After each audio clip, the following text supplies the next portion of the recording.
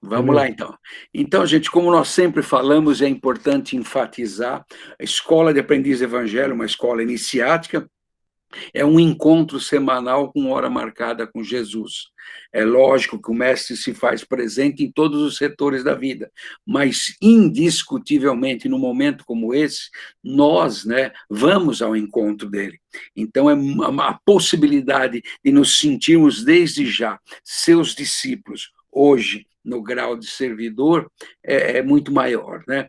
E, então, é importantíssima essa saudação de nos ligarmos com a paz que emana de Jesus, que nós estamos encarnados, né, e o tributo, né, os impostos aí pagos a ser encarnado são muito altos, né? Então, por isso que é um convite constante, né, fazer com que esse momento de escola, que tem um fim, né, cale no nosso espírito de tal sorte que ser discípulo de Jesus não foi uma conquista ou um cargo, né, ou um encargo, mas sim uma condição espiritual que não abandonemos jamais, né? Então, é muito importante isso no nosso caminho. Bom, a gente já se apresentou da outra vez, né, estamos sempre à disposição de vocês no que tange a Escola de Aprendiz Evangelho e Curso de Médiuns, porque desde que ingressamos na FDJ, 84, 85, né, a nossa proposta, né, o nosso propósito de vida foi trabalhar pela Escola de Aprendiz e o curso de médio. Então, não é só na aula de hoje, estamos sempre aí à disposição de vocês, tá? Eu, com a licença de vocês, vou fazer uma apresentação, assim a gente tem aí um material para dar um suporte para os nossos comentários, né? Já chegou aí? Então, vamos lá. Gente, por favor, interrompam a qualquer momento. A aula é para vocês, tá? Nós temos aí alguns slides, mas o importante é vocês participarem. Tá? Então, vamos lá. A instituição dos diáconos foi um marco, né, na nossa história espiritual. De tudo que a gente já estudou, desde que o homem adquiriu o pensamento contínuo, a capacidade de raciocinar, que, segundo pesquisas científicas, é um intervalo de tempo que vai de 40 a 50 mil anos, portanto, em relação à idade do nosso planeta, que são mais de 4 bilhões e meio de anos, é um período muito curto, né? E a partir daí o homem, por ter dentro de si gravado, né, essa origem divina, ele de alguma forma, observando o seu entorno, porque ele não tinha um ferramental para observar a si, né? Então, observando o seu entorno, o homem tentou criar condições de chegar até Deus, né? Então, todo esse esforço que hoje a gente estuda, das iniciações espirituais, das religiões antigas são louváveis, né? Eles só se tornaram rituais mais tarde, quando o homem, já dono do raciocínio, julgou por bem estabelecer dogmas, estabelecer rituais.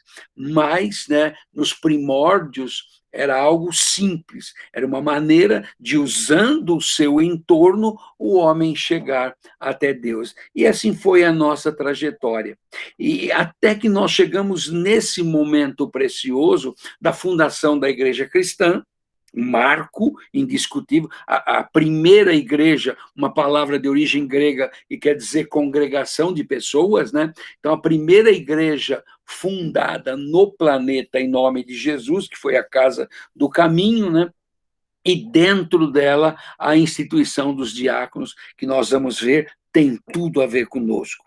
Por isso que essa aula ela é um marco dentro da escola e precisa ser um marco na nossa existência para compreendermos e avaliar a importância desse momento e a importância hoje de sermos, né, discípulos de Jesus no grau de servidor. Porque se nós não valorizarmos, por mais competente que seja a equipe de direção dessa turma, eles não vão conseguir fazer com que nós possamos atribuir o devido valor. Isso é de mundo interior. Não é ter a condição de ser um discípulo de Jesus, é ser um discípulo de Jesus. E isso vai da compreensão de temas como esse. Por isso, né, que essa aula está muito bem inserida nesse momento, com temas como esse e com algumas tarefas que hoje, talvez por causa da pandemia, não, mas que em condições normais nós já até teríamos ou estamos abraçando na casa que nos acolheu, tá? Então, vamos lá. Escola de aprendiz do evangelho, uma escola para lembrar que somos espíritos, né? Então é muito importante entender isso, porque essa é a nossa grande dificuldade, essa é a grande armadilha de estar reencarnados, gente. Porque é o seguinte, nós temos 5 sentidos que foram desenvolvidos ao longo da nossa trajetória, né? Já tivemos aí a aula 39 para falar da gênese da alma, né? Então são 5 sentidos que foram desenvolvidos para a gente se adaptar ao planeta, para assimilar tudo que é possível, para reproduzir não só as experiências tidas por nós como prazerosa, e pode, às vezes, o prazer, a significação do prazer para nós é destrutiva, né?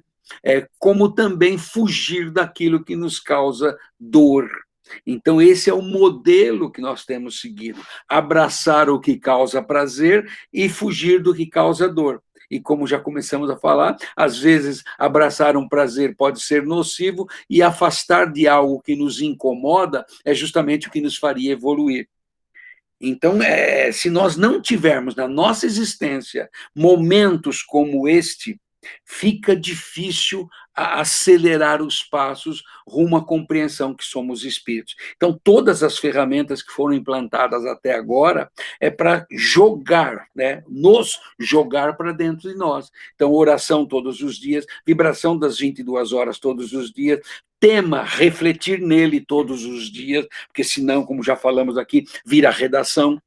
E nós não fazemos redação, a gente faz tema, e tema precisa mexer conosco. E como é que ele pode mexer? Qual a garantia que eu terei de que ele está mexendo comigo se eu não me ocupar com ele todos os dias? Qual a garantia que eu tenho de que eles vão se tornar cotidiano se só eventualmente eu lidar com eles?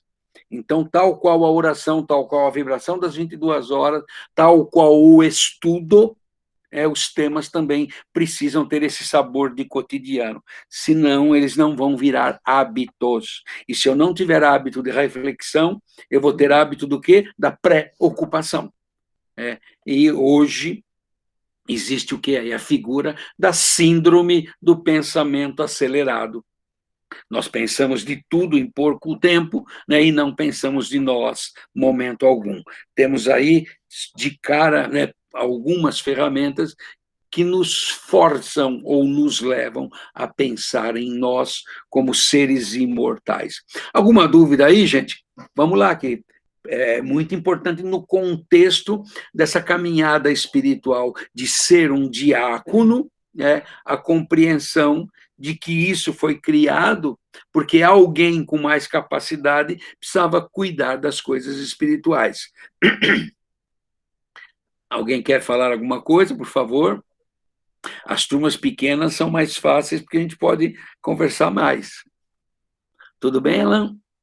Tudo bem, o que eu acho interessante, né, Milton, é que muitas vezes a palavra diácono, ela às vezes vem carregada de um certo preconceito pelo fato de a gente lembrar do que a gente conhece como diácono hoje em dia, né, então, Sim, não no papel que nós também seremos e somos esses diáconos, né, e sim, sim como perfeito. se fosse uma posição que determina somente determinadas pessoas dentro né, que seguem essa vocação dentro da igreja que tem esse papel, né? Mas na verdade não é essa a proposta, né?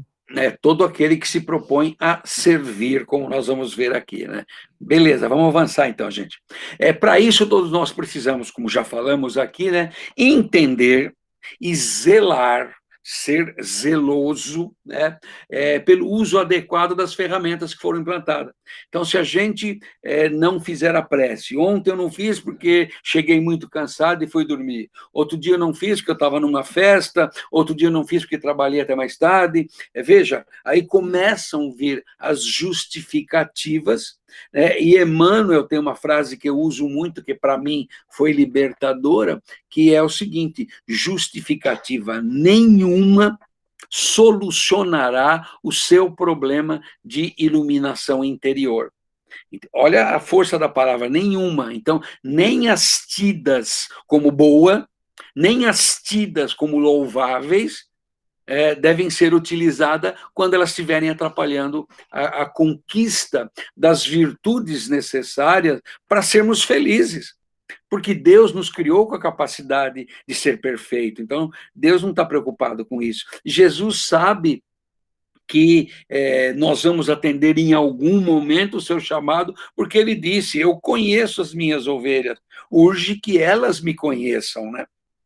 Então, obviamente que Deus, Jesus e os grandes seres que cuidam de nós têm total paciência em nos aguardar. Só que nós, em retardando essa marcha, o que acontece? Sofremos. E ninguém evolui sofrendo, né? Sofrer é dor e pronto. Ok? É lógico que muita gente fala, poxa, ótima doença que proibiu com que eu fizesse isso, isso e isso. Mas reparou que precisou de uma doença para mim deixar de fazer certas coisas negativas? E a vontade, onde é que entra? A vontade é um dos atributos do espírito que precisa ser elaborada, desenvolvida. Ela não é de Deus, ela é do ser.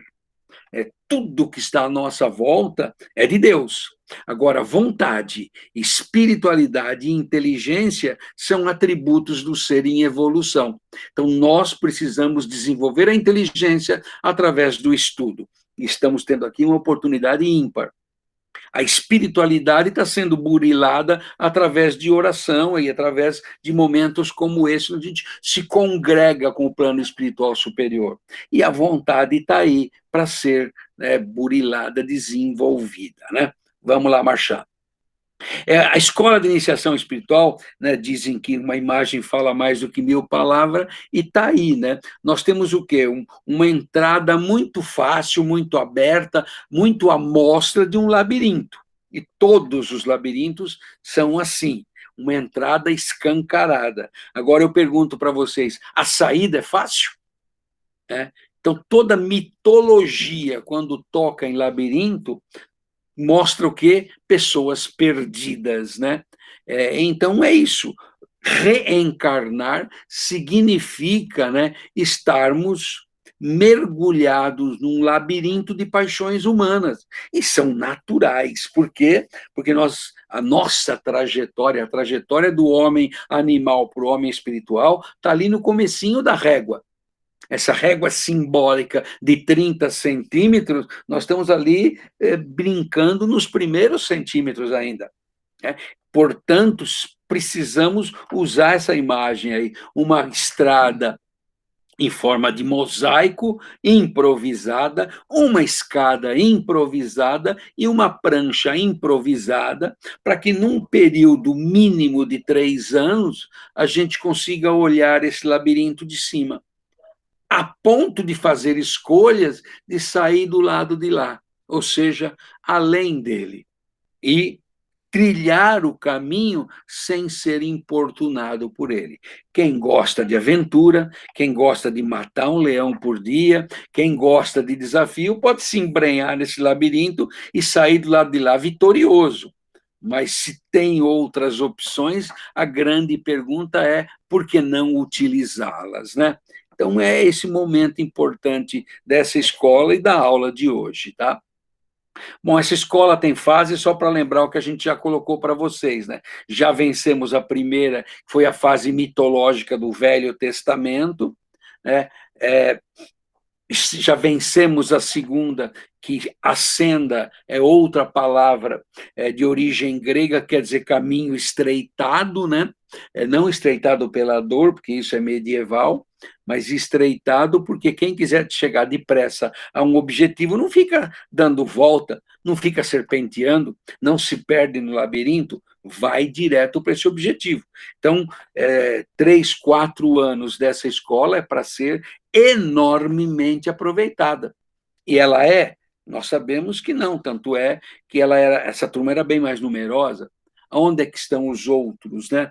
Muita gente usa desculpa, talvez eles próprios estejam usando. Ainda não era tempo.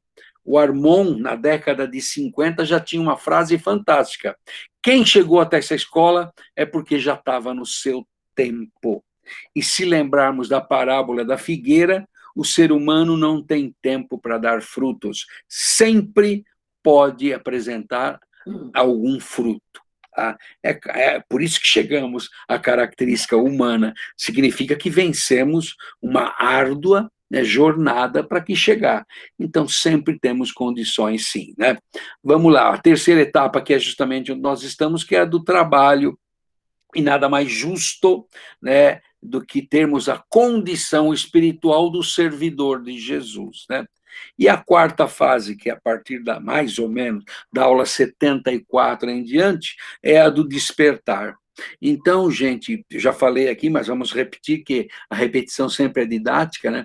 O pessoal tem uma ânsia danada de estudar, de buscar livros, isso é muito bom. Mas eu garanto para vocês que nessas 4 etapas, nós temos o Velho Testamento para estudar da primeira etapa, nós temos o Novo Testamento da segunda, nós temos o Ato dos Apóstolos da terceira e as obras básicas de Kardec na quarta. Então, nós temos material para as próximas 3 encarnações. Então, não precisamos de mais livros, mas sim se debruçar, né, deliciosamente para desenvolver essas etapas em nós, tá? Vamos lá, então. Então, é a fase das escolas, como nós já falamos, essa é a fase do trabalho, para mim, bastante importante, porque a gente começa a terçar armas, né, contra as nossas inferioridades, servindo. Porque se nós não ocuparmos a cabeça e as mãos, de novo, a gente não fez. E se não fez, não grava.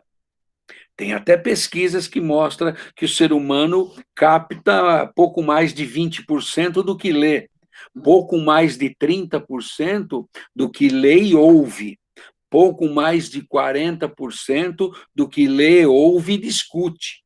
Mas ele capta mais de 80% do que ele lê, ouve, discute e faz. Então, por isso que essa é uma escola chamada de fazer. Fazer vibração das 22 horas, fazer sustentação das quintas-feiras, né? Vibração coletiva, fazer tema, fazer. Então, é uma escola que nos ocupa mãos e cabeça. Então, isso garante, ou pelo menos minimamente garante, que nós vamos mudar, que nós estamos fazendo coisa que não fazíamos antes. Isso já é uma mudança, tá? Bom, as primeiras décadas da era cristã, vamos agora aqui, né, numa mentalização, voltar, né, para os primeiros anos da era cristã, viviam em locais diferentes, né, 3 meninos que mudariam a história da humanidade, tá, gente? Um deles vivia em Nazaré e cresceu como um carpinteiro, o outro vivia em Tarso e cresceu como um tecelão, o outro vivia em Corinto e se fazia um lavrador, né? Esses 3, gente, nunca se encontraram em vida juntos, os 3, né? Mas, unidos, criaram uma situação que mudou a destinação da humanidade. Então vejam o que 3 figuras fizeram por esse planeta. Nenhum império durou mais de 1000 anos. Nenhum monumento resistiu no seu significado há mais de 1000 anos. E o cristianismo, como uma pérola espiritual libertadora, nós estamos discutindo aqui hoje, né, em todos os seus detalhes. Então, Jesus é o grande vitorioso. Quem olhasse para Jesus junto de Pilatos, né, o poder humano ali, né, vestindo os louros da vitória humana, olhasse Pilatos com todo o poder do conquistador romano e olhasse Jesus todo machucado, fragelado e dali poucas horas iria ser crucificado, qualquer um de nós diria: vencedor Pilatos, derrotado Jesus. Só que 21 séculos depois, nós estamos aqui tentando entender para seguir Jesus. E ninguém, com certeza, vai querer ser um seguidor de Pilatos, né? Mesmo que sejam os Pilatos modernos, né? Gente, vocês estão muito quietos, nenhuma discussãozinha, nada? O que está havendo aí com essa turma, Alan? Está muito quieto. Pois é, né? Temos que. Qualquer coisa, Milton, vê um nome e pergunta, direciona a pergunta para a pessoa ali. Não, aí é constrangedor. Aí o pessoal vai derrubar, falando: ih, minha internet ficou ruim. É verdade, é verdade. Ô, Milton, mas tu estava falando dos Pilatos, né? Que ninguém. Que hoje a gente não seguiria um Pilato, né? Hoje Mas será. nós aqui. Tá. Não, mas é que eu É, digo assim, será que às vezes a gente não está seguindo na vida, na nossa situação atual, muitas vezes seguindo Pilatos e não sabe? o importante é isso. Se você não sabe, você não está seguindo. Você pode estar sendo conduzido, mas ninguém engana todo mundo o tempo todo, né? Então é isso. Eu acho que você defender com unhas e dentes qualquer ideologia, qualquer situação perecível, você está servindo a Mamon. Porque qual é a única coisa que não é perecível? É o que vem de Deus, que é absoluto, que é eterno. Quem é que nos revelou Deus? É Jesus. O que Jesus fez está onde? No Evangelho. Essa escola está dentro do Espiritismo. O que é o Espiritismo? Veio relembrar o que Jesus falou. Então, nós estamos 100% no caminho certo. Então, se alguém aqui estiver perdendo tempo em seguir um Pilatos moderno qualquer, seja lá o que for, mesmo que estiver ganhando com isso, tenha certeza que está adorando o Mamon. E quem adora Mamon pode até conseguir muita coisa, isso é indiscutível, mas a lágrima vai rolar e o suor também, né? Então, são escolhas que nós fazemos, né? Ah, mas ele tá escolhendo de forma ignorante, né? Mas é a escolha que a sua ignorância permitiu. Como uma escola dessa veio para levantar o véu, a última coisa que qualquer um que está nos ouvindo aqui pode dizer é que foi ignorante. Ah, isso eu não sabia, não. Às vezes a gente escolhe não saber, mas é uma fria danada. A pior de todas as ignorâncias é saber muito do que não precisa saber e fingir que não está sabendo o que deve saber. Por isso que é uma escola iniciática e não uma escola de espiritismo. É claro isso, gente? Pode discordar, tá? Então vamos seguindo. Jesus, né? Então aquelas três figuras, né? Que a gente viu que todo mundo obviamente já sabe que se trata de Jesus, Paulo de Tarso e Estevão, né? Então Jesus inundou de novo outra mentalização, porque a gente tem que viajar mesmo. O nosso pé está chumbado no chão e é natural que seja assim, porque senão a gente nem precisava reencarnar, tá? Mas a cabeça precisa viajar. Se a gente não viajar, se nós não formos utópicos, se nós não formos idealistas, se a gente não der vazão à criatividade, a gente não desenvolve a mediunidade. E a mediunidade foi nos dada, né, tenho certeza que todos que estão aqui a receberam como uma forma de acelerar os passos rumo a Deus, nosso Pai, tá? Então, Jesus inundou a Palestina, olha a mentalização, Jesus passando em Cafarnaum, Galileia, né, indo para a capital, passando ali pela Samaria, indo até Tiro e Sidom, então, ou seja, Jesus pegou aquela região e inundou com os seus ensinos, né? E os outros dois, Estevão na espiritualidade e Paulo, mais de 60 anos, viajando com os recursos daquela época, mais de 60 mil quilômetros, né? Para quê? Para espalhar essas águas para o mundo conhecido de então. Olha que trabalho, gente. Olha que trabalho. E nós estamos falando 21 séculos atrás, em mares que eram navegados 4, 5 meses por ano só. Em locais que durante o dia fazia 50 graus e à noite 0 grau, passando fome, passando toda espécie, né, de privação. Mas os inimigos deles eram esses inimigos externos, né? Eles não que não os tivessem, mas eles não permitiram que os inimigos internos os atrapalhassem. Então, a mesma coisa que o Alan leu aí sobre a humildade. Nós temos os problemas do orgulho, porque não deixamos de ser orgulhosos.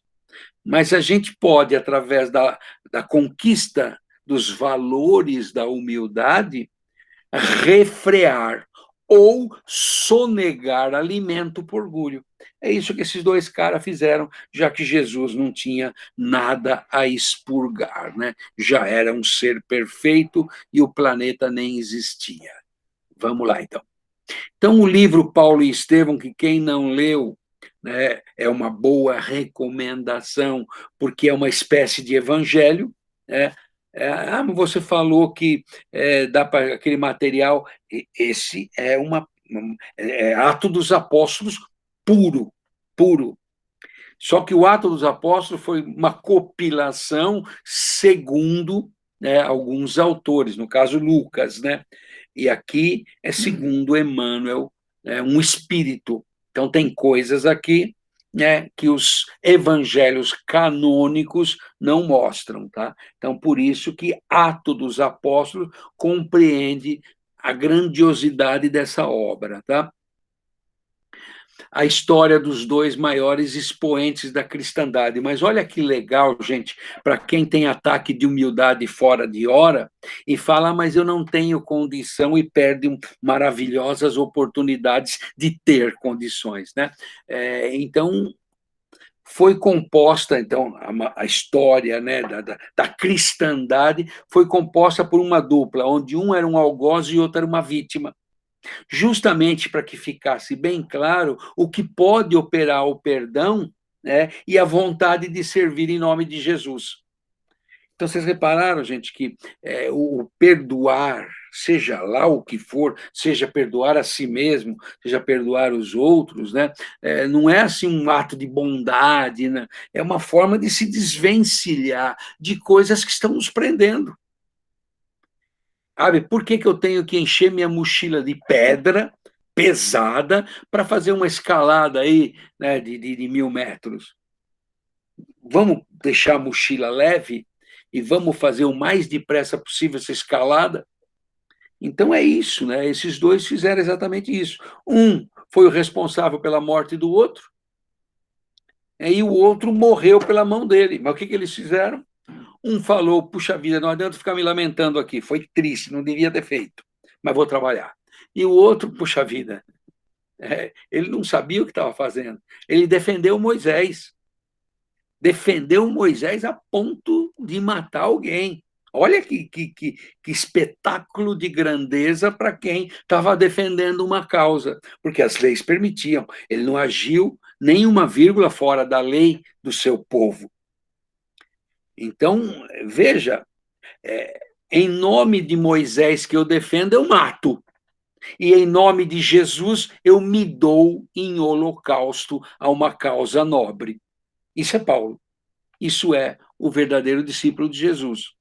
No nosso caso, em função da modernidade, ninguém precisa se dar em holocausto, mas precisamos servir com todos os recursos, né? Em todos os momentos que a oportunidade permitir, tá? Então, a instituição dos diáconos, né, gente? Então, vamos lá, vamos de novo mergulhar nesse tempo e se sentir lá na Casa do Caminho, né? Que era um hospital, era uma escola, funcionava como albergue, era um asilo para idosos, um orfanato para crianças que perderam os seus pais, né? E eles atraíam, obviamente, uma multidão. Por quê? porque não tinha nada parecido antes disso. O leproso era levado para o vale de imundície, as crianças eram órfãs, eram vendidas como escravos, mesmo que fosse de uma descendência aristocrática. Os seus bens eram dilapidados e eles eram vendidos. Sabe, o velho era largado em qualquer lugar para morrer. Veja, nós estamos falando de uma condição pela qual nós passamos. Então, isso nos horroriza hoje, ótimo sinal. Né? Mas o primeiro asilo, o primeiro albergue, a primeira escola de espiritualidade foi a Casa do Caminho. Por isso que eu repito o marco dessa aula na nossa vida, o marco da leitura de Paulo e Estevão na nossa vida, tá? Então, essa multidão era tão grande, porque não existia nada parecido, e de repente surgiu, então todo mundo largava ali, né, essa multidão de sofredores necessitados. E isso começou a escapar do controle de João, Tiago e Pedro, que foram os 3 apóstolos que ficaram ali. Os demais ganharam o mundo para pregar em nome de Jesus, né? Uma vocação. Eles estavam tão sobrecarregados, né? Porque eles eram responsáveis por dar água, por limpar a ferida, por dar de comida e, principalmente, por atender às exigências do Sinédrio. O Sinédrio os sobrecarregavam com exigências. E só não fecharam a Casa do Caminho porque Tiago tinha um lado judaico muito forte. Várias vezes as tropas foram lá para quebrar tudo e encontraram ele preso a práticas que permitiu que o cristianismo caminhasse. Por isso que mais tarde Paulo entende o porquê Tiago foi desse jeito, e esse jeito de Tiago salvou essa instituição maravilhosa. Eles, assoberbados que estavam, se reuniram e, sob a inspiração do alto, encontraram uma boa solução para o problema, né? Criaram a Ordem dos Diáconos. É algo que está gravado na história da humanidade. A gente pode evoluir milhões e milhões de anos e, quando olhar para trás, vamos encontrar as luzes desse momento, né? Então, a Ordem dos Diáconos foi o quê? Vamos ver aqueles que se curaram, continuam aqui e já naturalmente estão servindo, mas sem o peso do encargo, sem a força da responsabilidade. É uma ligação frouxa.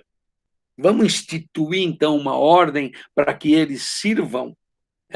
Então, a partir daí, eles criaram essa ordem e invadia essa ordem, essa criação, todo aquele que se curou continuava servindo e já estava à altura de seguir o mestre. Então, tem tudo a ver com o grau de servidor que espiritualmente nos visitou nesta encarnação. E nessa encarnação, e vale para todas as outras, porque essa escola não existia antes de 1950, tá? A instituição dos diáconos. Não, olha a frase de João, gente, uma frase sensacional. Não é justo que nós larguemos a palavra do Senhor para servirmos a mesa. Então, alguém poderia falar, poxa, mas e a caridade material, como é que fica? A gente vai ver aonde ela fica, tá? Então, os discípulos de Jesus, que somos nós, né? O mestre chamou, tá? Estevão, o principal diácono, que foram 6 os diáconos, tá? Estevão, o principal do diácono, mostrou como é que se trabalha pela causa na casa. Então, ele ia trabalhar pelo cristianismo, mas servindo dentro das 4 paredes da Casa do Caminho. Então, esse é o papel do servidor. Por isso que nós precisamos estar vinculados a uma casa. Por isso que as escolas virtuais estão proliferando, mas só darão certo se tiver um vínculo com uma instituição. Porque escola iniciática não é escola de espiritismo. Nós não estamos aqui aprendendo espiritismo ou história das religiões. Nós estamos aqui para fazer. E onde é que existe uma engrenagem lubrificada na direção do bem? Numa casa organizada que nos acolheu. Hoje, num período de exceção já terminando, usando os recursos que nós temos no modelo virtual. Mas, indiscutivelmente, nós precisamos aprender com Estevão, aprender com os demais diáconos, o que é trabalhar pela causa cristã dentro de uma casa, pelos recursos que ela disponibiliza para que eu, incipiente no serviço em nome de Jesus, crie as fibras necessárias para ser, de fato, um servidor em qualquer lugar. Paulo mostrou como trabalhar no mundo. Então, Paulo, a gente não conhece uma casa que Paulo ficou. Paulo não ficou na Casa do Caminho, Paulo não ficou em nenhuma das casas que ele fundou, Paulo não ficou em nenhuma das 7 igrejas que já existia no Oriente. Então, Paulo mostrou que, não vinculado a uma casa, porém com a estrutura intelectual e espiritual que ele tinha, ele serviu ao mundo. Então, nós precisamos respeitar a nossa condição. Isso, por sinal, é um dos aspectos da humildade que o Alain leu. Conhecer os seus limites e respeitá-los. Porém, se desafiar constantemente para que esses limites sejam ampliados ou sejam outros.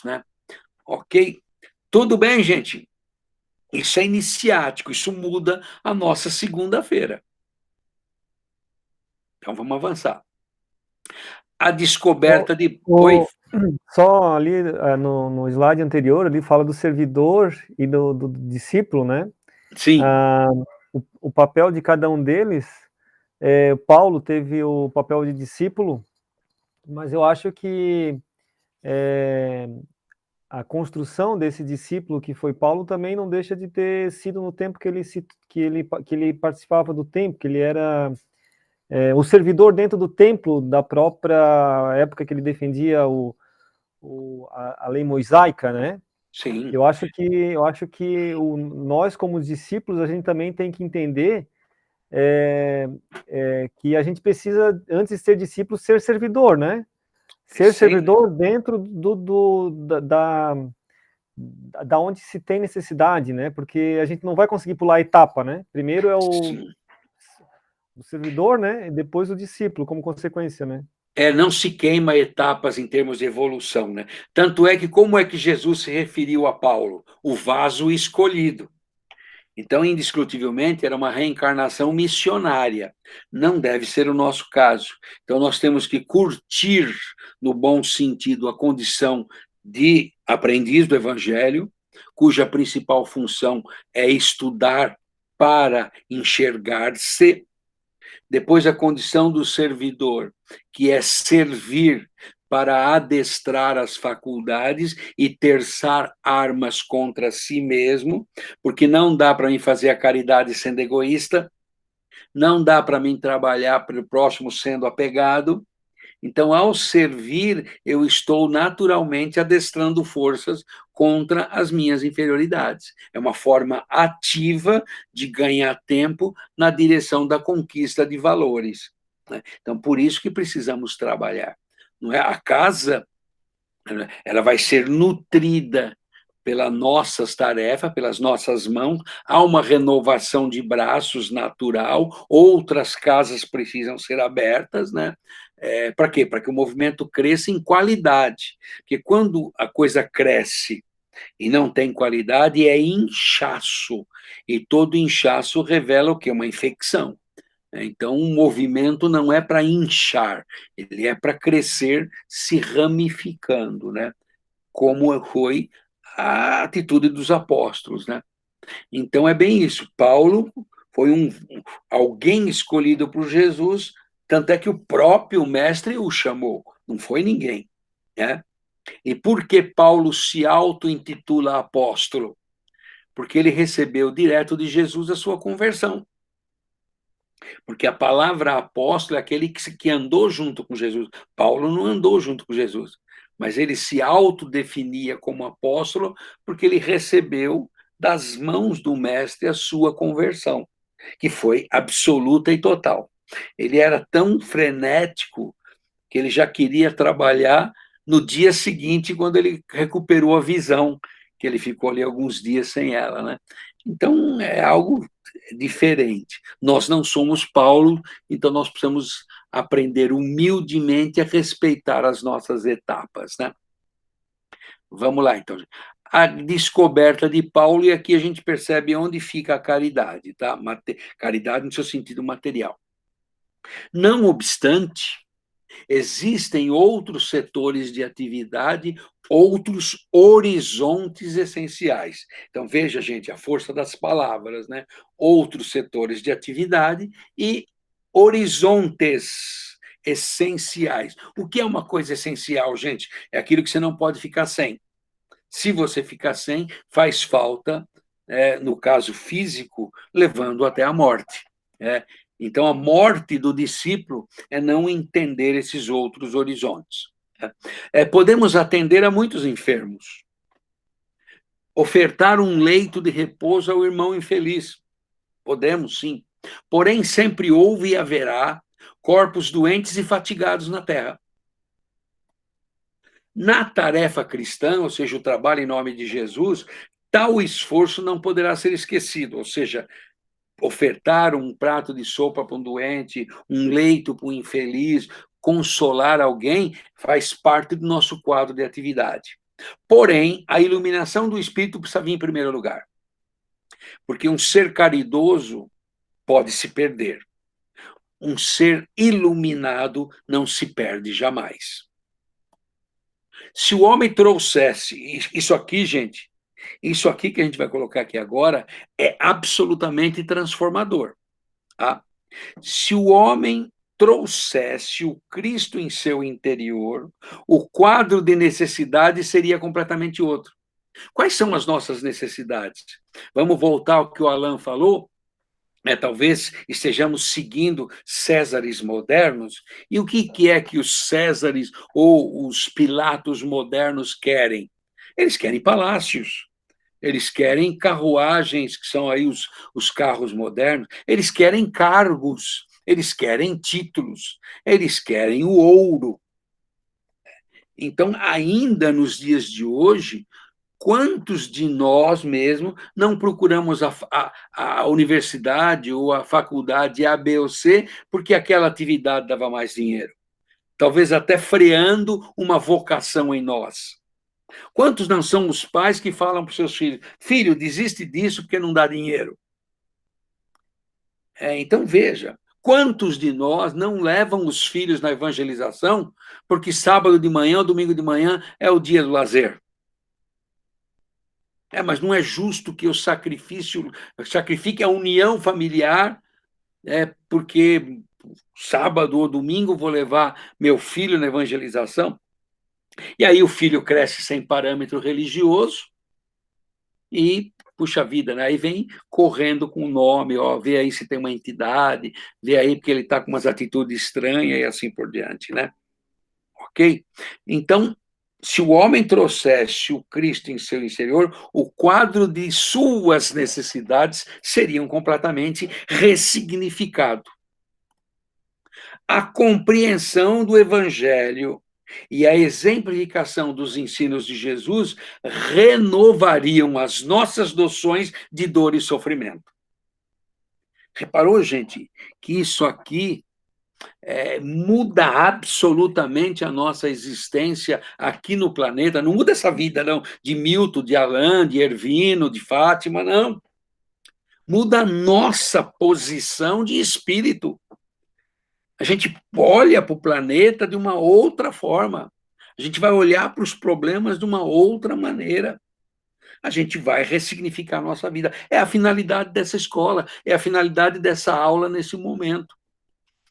sabe, de um chacoalhão, de um choque anímico de valores religiosos e espirituais, para que a gente tenha uma mudança, não digo drástica ou dramática, mas um pouco mais radical.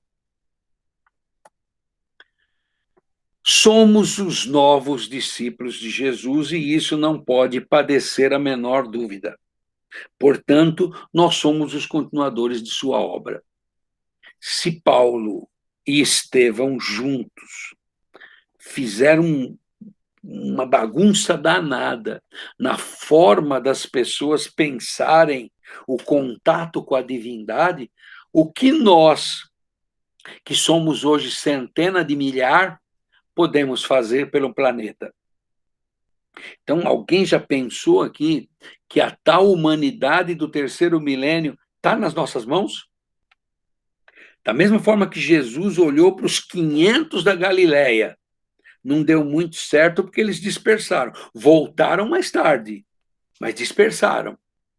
Aí Jesus pegou dos 72, formou duplas e distribuiu para representar em seu nome. E os caras voltaram maravilhados. Mas o que Jesus falou? Não se maravilhem porque vocês fizeram coisa em meu nome. Se maravilhem o dia que vocês fizerem o nome de vocês. E aí ficou os 12 que a história revelou. Então, gente, se 12, com todas as dificuldades de 21 séculos atrás, fizeram essa virada, né, no planeta, imagina o que nós podemos fazer. Então, já deu para ver que a humanidade regenerada do terceiro milênio conta indiscutivelmente com as nossas ações.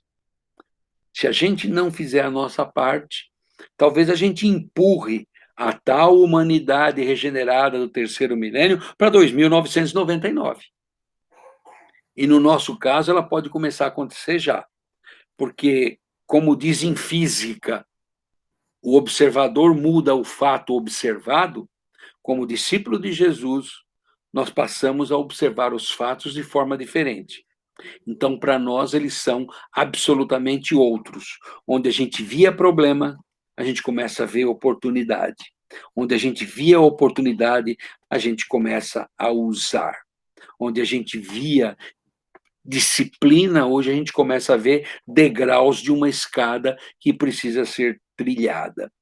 Então, muda completamente a nossa existência se nós entendermos que somos os novos discípulos, que somos os continuadores da obra do Mestre. Beleza, gente? Agora eu é acho, com vocês. é, Fale.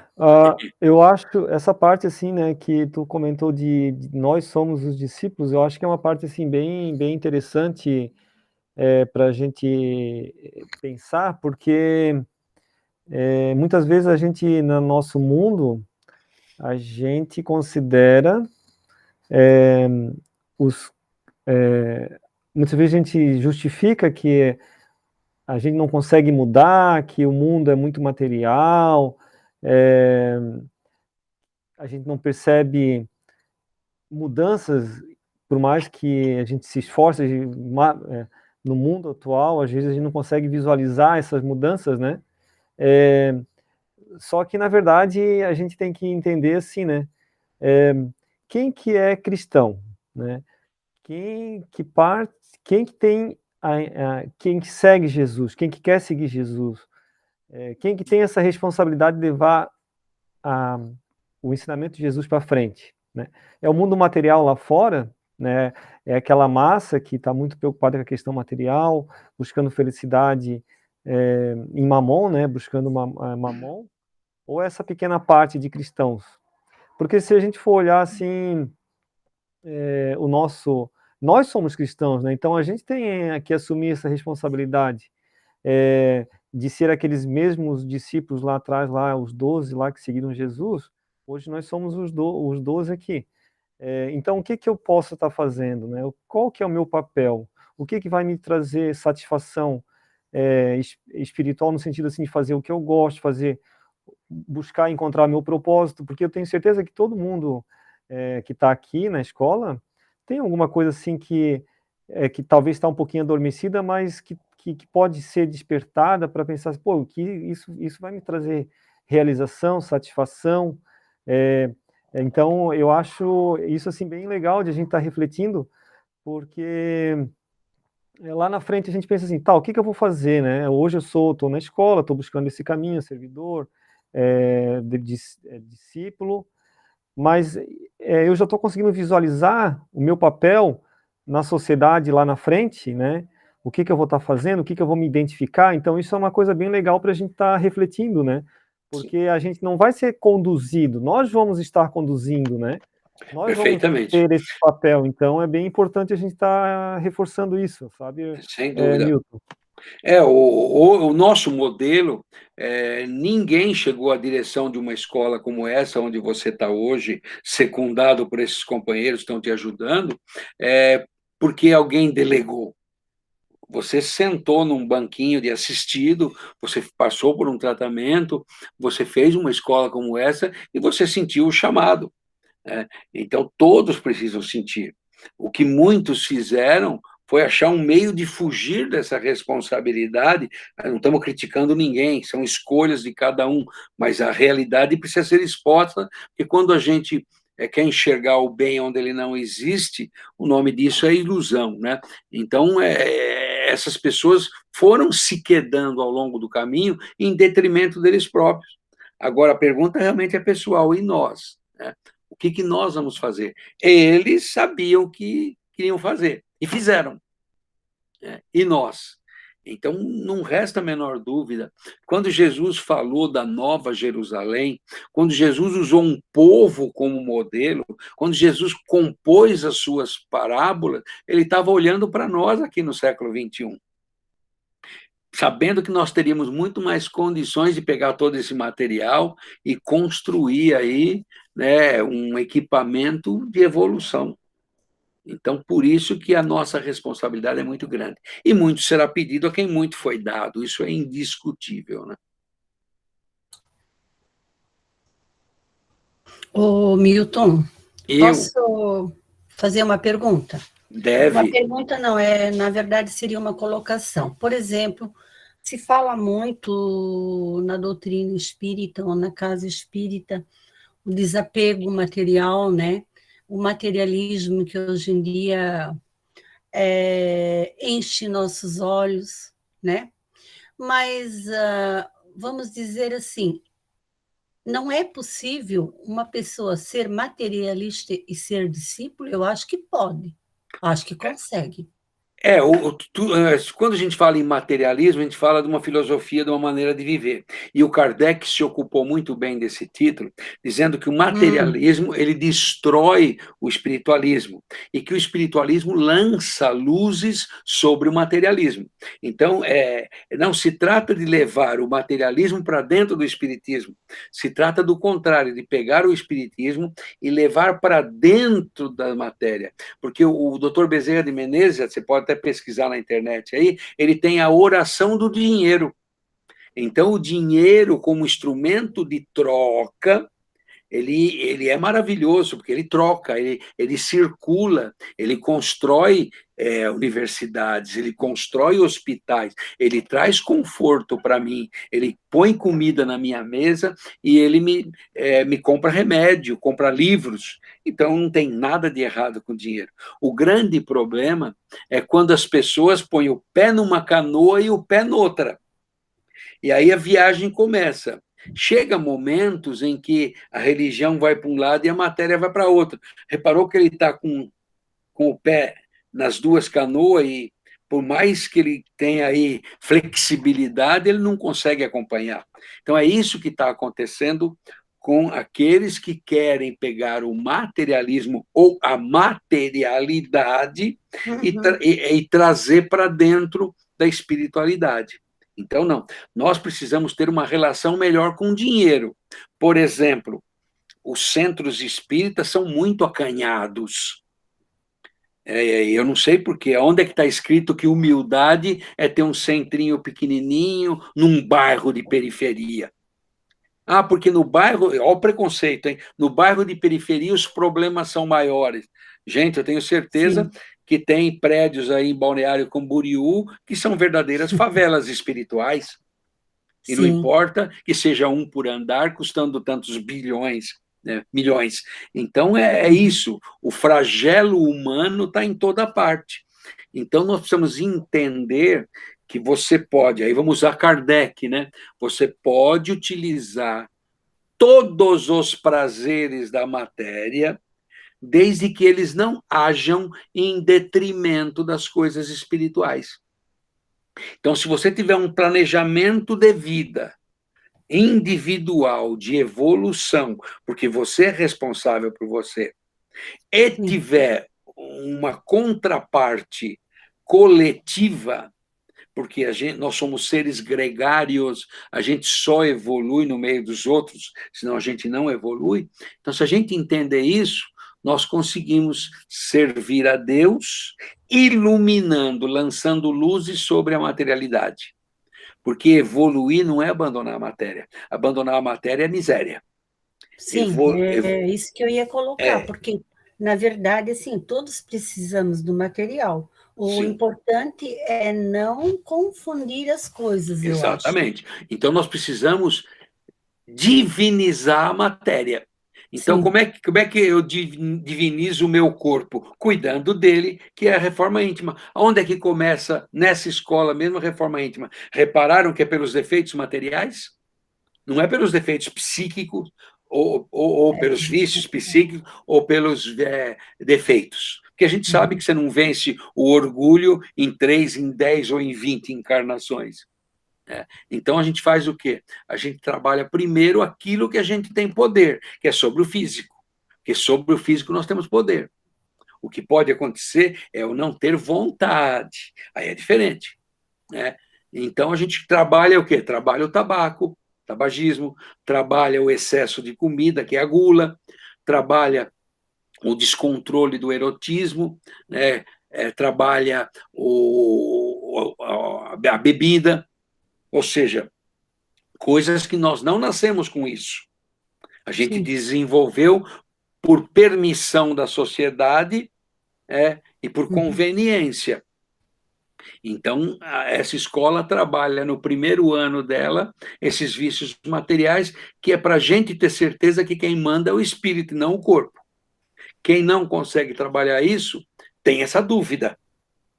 Depois a gente vai para os vícios psíquicos, né, que é a maledicência, que é uma série de situações psíquicas, ou seja, a gente se habituou a fazer isso e nem percebe que está fazendo. Então, precisa lançar luzes sobre isso. Reparou como nós estamos trabalhando essa situação? E depois, depois dessa escola, nós vamos trabalhar o desprendimento, nós vamos trabalhar outros valores. E aí vai ter alguns conflitos, né? Porque do moço rico, por exemplo. Porque Jesus abençoou o dinheiro na casa de Zaqueu, o publicano. Jesus não falou, Zaqueu, vai vender tudo que você tem. Zaqueu, se desfaz de tudo que você tem. Jesus só falou, a salvação entrou nessa casa hoje. Aí, no moço rico, o que Jesus falou? Vai e se desfaça de todos os seus bens. Por quê?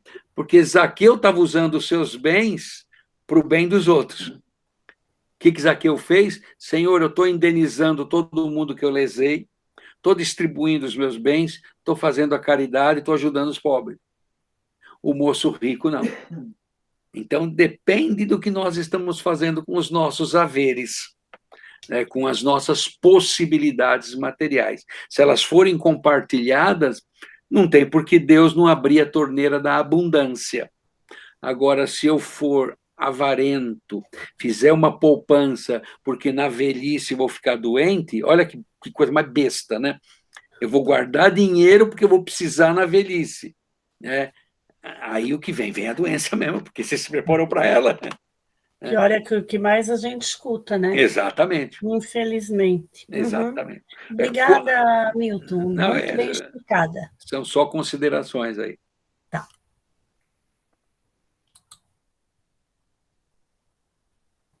Alan, tudo bem?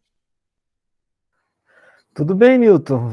Temos ainda uns 10 minutinhos ainda para a gente aproveitar. Vamos. Está na mão de vocês, porque a escola. Vamos lá, pessoal. Isso não é uma aula onde a gente fala e vocês estão só aí É, ouvindo. Por isso que é importante a participação de vocês. é verdade. Eu acho que aquele livro Paulo de Tarso, né, Milton, é um livro assim que não sei se algum aluno já começou a ler e já foi falado em aulas anteriores já bastante sobre esse livro. Eu queria até perguntar, alguém está começando, algum aluno tá lendo, já pegou para ler alguma coisa? É um estudo necessário, gente. É como a gente falou em não queimar etapas, né? A primeira tarefa do aprendiz é o estudo. Então, você não pode se divorciar do estudo sem dificultar o seu papel de aprendiz. Quando você vai para o grau de servidor, todas as obrigações do aprendiz são carregadas para o servidor. Lá na frente, quando ingressarmos, né, no grau de discípulo, todas as tarefas do aprendiz, todas as tarefas do servidor e as novas do discípulo. Por quê? Porque nós somos um ser em construção ainda. E nós viemos para mudar a cara do planeta através da nossa própria mudança. O Jung já deixou isso bem claro. Nenhuma mudança se opera por decreto governamental. Por mais poderoso que seja o governante, por mais clara que seja a constituição do país, o país só muda se a coletividade mudar. Nenhum decreto, mesmo do plano espiritual superior, não resolve nada se nós não fizermos a nossa parte, que é organizar as coisas aqui dentro. Quanto mais difícil essa compreensão se fizer, mais tempo a gente demora para despertar, né? E a humanidade entrou no século XXI, e já se vão aí 20 anos, né? Adormecida ainda, sonolenta. E isso é ruim, porque já são 20 anos, né? Logo, logo, 22, 21. Aí precisa vir pandemia para acordar a gente. Aí vai ter que vir, em alguns países aí, catástrofe. País de primeiro mundo, né? Catástrofes. Para quê? Vamos aprender de uma outra forma, que é aproveitando oportunidades, né? É verdade.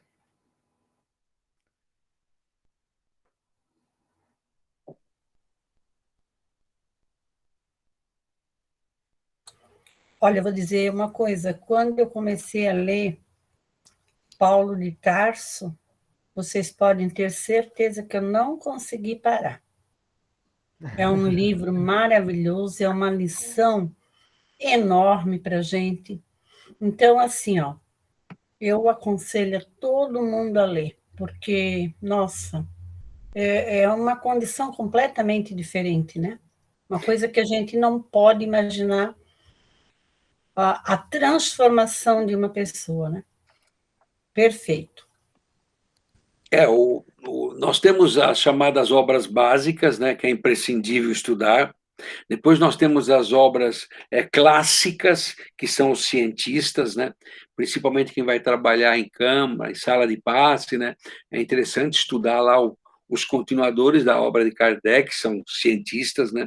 Alguns até para desdizer Kardec, mas como eram homens íntegros, né? Honrados, não viraram espírita por opção, mas reconheceram catedraticamente que Kardec estava com a razão. Alguns 30 anos depois, olha, tudo que eu pesquisei, né, do senhor Rivail se mostrou absolutamente verdade, né? Então, essas são as obras clássicas. E tem as obras complementares, que o nome já diz, complementam, né, o Evangelho e complementam o Espiritismo, que no nosso caso é Emmanuel e André Luiz. Tá? Então, estudar Emmanuel e estudar André Luiz é uma necessidade que nós temos para poder compreender todo esse universo e depois sair o mais depressa possível, dando aula, evangelhos e assim por diante, porque essa é a nossa tarefa. Podemos até não fazer, é escolha, mas que ela é nossa, é nossa. É verdade. O livro Paulo Estevão foi o livro que o Chico Xavier mais se emocionou, eu acho, né? Pelo que eu escutei comentar quando ele estava escrevendo esse livro, é o que mais assim sentiu as emoções de estar presente naquele momento, eu acho. Tocou as fibras da alma ali, né? Muito, muito legal. Oi? 80 anos pode ser. A Eliane está dizendo aqui que completou 80 anos do livro esse ano. É um marco, né? É um marco. Olha o que a gente tinha em mãos, né? Coisas que a física quântica está descobrindo hoje, né? Hoje, nesse cenário, 1937 já tinha mensagens de Emmanuel através do Chico, né? Sobre o que é ser luz coagulada, né? Então, ele já dava ali, embora Einstein, em 1900, já tinha apresentado até uma fórmula, né? É verdade. E esse momento de transição é muito interessante, por mais que a gente está no meio, a gente não percebe, né? Essa transição que a gente está vivendo, mas a gente vê assim, por exemplo, nessa questão de pandemia, agora a gente vai ver muito forte também a questão assim das catástrofes climáticas também, né? Que vai acontecer por causa da mudança de clima, que vai afetar mais os países europeus. Então a gente tem, de alguma forma, tem que estar preparado para tudo isso, né? E preparado porque a gente sabe quanto que vai trazer sofrimento, né? Então é um papel maior para nós também. A gente está nesse período de transição, então é importante também tudo isso que a gente está aprendendo aqui, né? Porque isso vai servir para nós para sempre, né? Lá na frente. A gente fala nessa encarnação, mas as próximas encarnações a gente vai continuar trabalhando, então que a gente possa se preparar bem para isso, né? E se não reencarnarmos por qualquer razão, a gente vai estar desencarnado, vinculado ao planeta. Então, tudo que estiver acontecendo aqui vai nos afetar. E nós vamos ter aqui filhos, netos, bisnetos reencarnados, né? Então, a gente vai estar ocupados ou pré-ocupados com eles. Então, não adianta, o nosso vínculo com... Aliás, o nosso perispírito só se organiza se continuar ligado ao planeta. Então, é muito interessante que o que acontecer com ele seja também responsabilidade nossa, né? E tem um escritor, ele coloca o seguinte, ele estudou, né, 26 civilizações.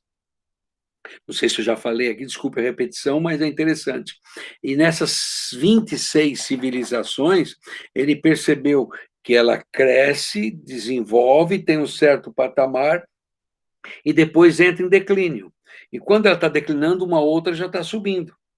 E ele percebeu que essa descida de uma e subida da outra tem um hiato ali, que são os períodos de transição.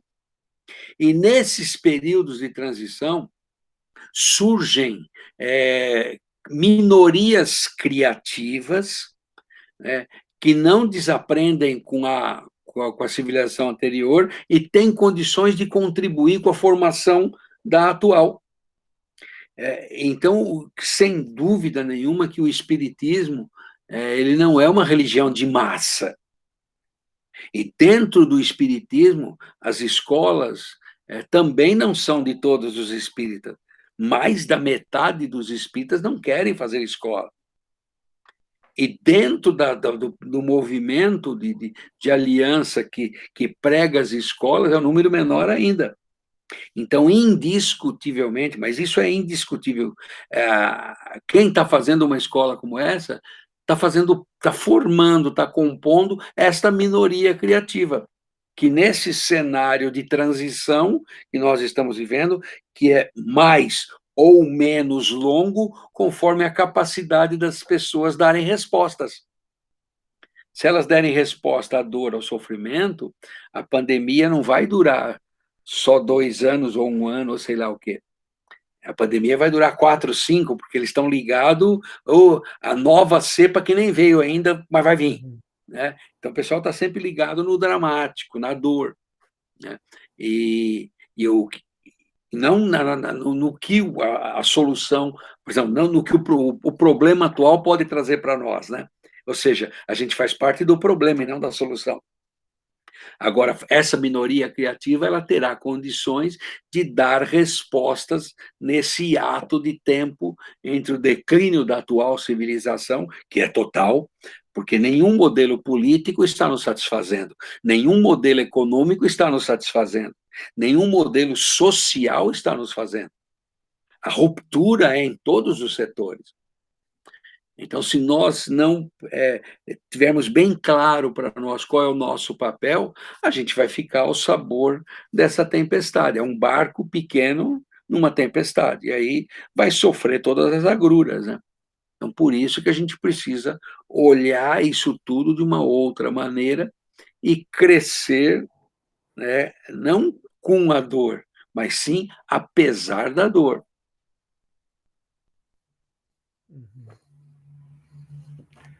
Muito bom. É muita coisa para aprender e muita coisa a pensar. Não acho que não vai dar tempo para mim. Olha, dá muito tempo. O Alan falou do aprendizado de Paulo, né? Ele estudou a vida toda para ser um rabino, para ser um doutor da lei, mas ele percebeu que tudo aquele estudo não serviu para nada.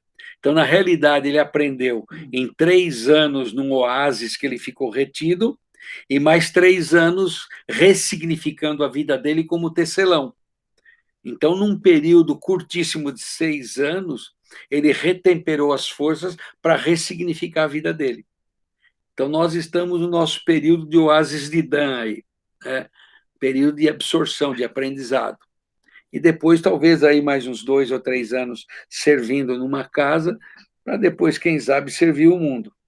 E se for desencarnado, servir o mundo desencarnado. Não muda nada, continuamos no planeta. Maria Isabel, começa nessa encarnação e acaba na outra, então? Com certeza, com certeza. Estou me esforçando, pelo menos, né?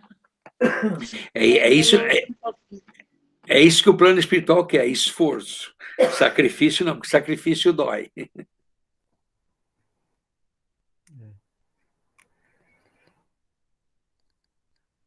Muito bom. Mais alguém quer fazer algum comentário? Tudo isso que o senhor disse é, nossa, é muito importante e eu preciso ouvir isso mais umas 10 vezes, eu acho. Até conseguir introjetar tudo, porque é muita coisa, né? Então é bom que o Alan gravou aí, então. Pois é, não foi, não, vai ser útil também até para os alunos que estão na aula, né? O pessoal que os trabalhadores queriam ver, mas também os alunos podem estar revendo depois também. Pode ter certeza que as intenções são boas. Mas é verdade, não foi à toa. Né? Vamos lá. A nossa agenda só aumentou. Sem dúvida. Exponencial.